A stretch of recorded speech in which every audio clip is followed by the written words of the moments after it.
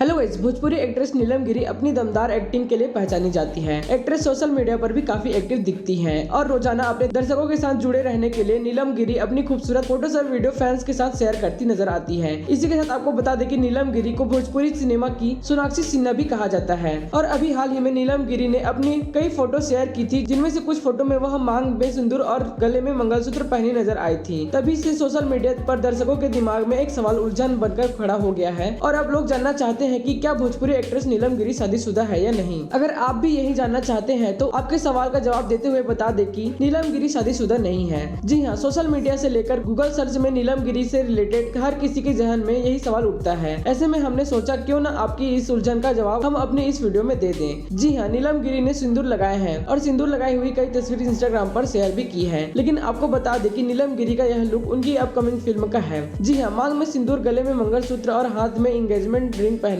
नीलम गिरी अपनी अगली फिल्म घर परिवार की शूटिंग में बिजी चल रही है और उसी फिल्म के सेट में नीलम गिरी ने अपनी खूबसूरत तस्वीरें दर्शकों के साथ शेयर की है। वहीं आपको बता दें कि नीलम गिरी के साथ इस फिल्म में प्रवेश लाल यादव भी नजर आने वाले हैं और दर्शक इनकी फिल्म का इंतजार बेसब्री से कर रहे हैं। वैसे नीलम गिरी की कौन सी फिल्म आपको पसंद है, कमेंट में जरूर बताएं।